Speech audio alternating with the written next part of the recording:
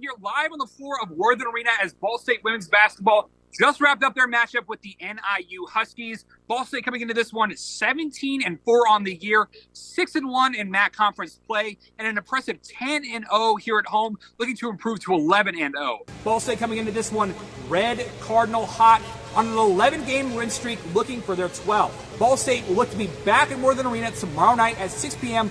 once again, as Ball State looks to have their senior night in the second of their last two home games here at Worthen Arena for the regular season. Live at Worthen Arena in Muncie, Andy Newman, Newslink, Indiana. If you'd like to watch an upcoming esports matchup, head over to Ball State's esports live Twitch streaming page. Or if you'd like to join in on the action and get into this room, you can head out to the open tryouts next fall for the 2022-2023 season. In Muncie, Andy Newman, Newslink, Indiana. Ball State heading into this one 17-2 on the year, an impressive 7th-ranked team in the nation. And the Bearcats also having an impressive year as well, 12-8 on the year and ranked 15. So a battle of the Titans for this one. With all of this recognition and success, the future of Ball State esports will be cultivated right here at the bottom of Robert Bell in the Ball State Esports Lab.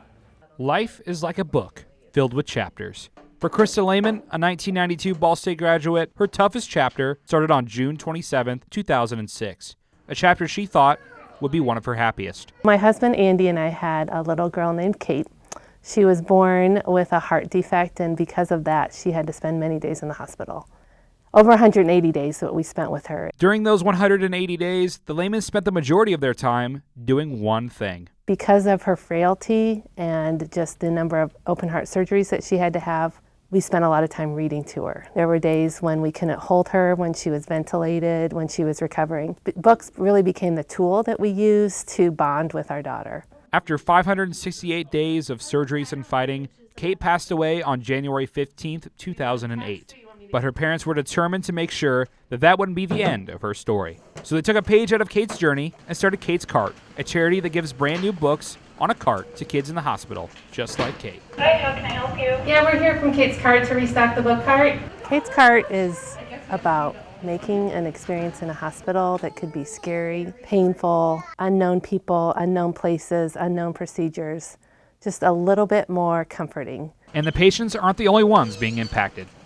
It's really encouraging, and it's nice to have something to offer to the parents and the kids, and it helps as a distraction with pediatrics. They're usually pretty nervous when they come in. We can show them the book, and it helps us build a relationship in that kind of scary environment. The charity now extends to 15 counties and 22 hospitals in Indiana, and it's distributed over 350,000 brand new books to children. So Kate's story doesn't have a final chapter.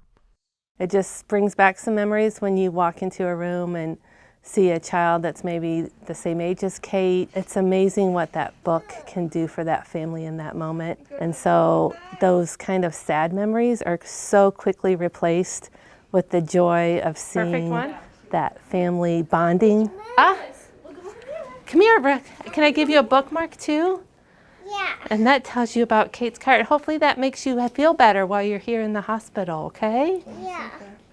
Thank you. You're welcome. You enjoy that new book. Yeah. You know, I'm not going to Kate's dance rehearsal, or I'm not taking her to volleyball practice, or whatever it may be that she would have loved. I'm here. She's still here, and people don't get it. She's here, like, with me doing this. In Muncie, Andy Newman, Newslink, Indiana. The sights, the sounds, the smells. We're hungry.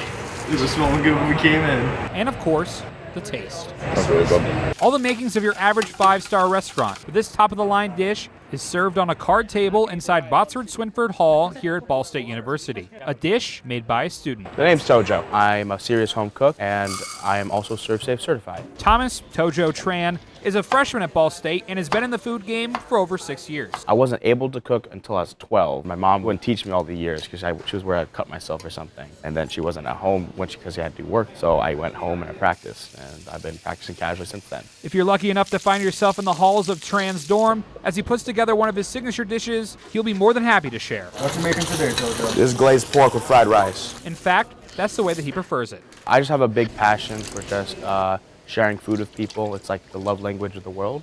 The idea that no matter what culture or language you speak, you can still come together and enjoy one common thing, food. I want to just give as much as I can away because I know I can make a lot of smiles happen. I always appreciate the people that generally really like, this is way better food than anything I've ever tasted because I really put the extra mile. And just as Tran says, the students couldn't give the food higher marks. Yeah, I mean, it's great food. Like, I would recommend it to anybody. I feel like he should start his own restaurant, in all honesty. But Tran doesn't just make the food to give it away. His cooking allows him to learn and connect on a deeper level with his culture, and of course, share it with others. I'm mainly Vietnamese, but I'm also Chinese and Indian as well. So it's really nice to incorporate my heritage from generations back while still keeping the present types of ingredients and foods here. Basically make my own traditions. As Tran looks to the future with his food-sharing passion, he gives his final secret ingredient to his success. You should never fear to learn how to try something new. It may be daunting and it may be dangerous, but learning it right and learning it correct can equal a great thing.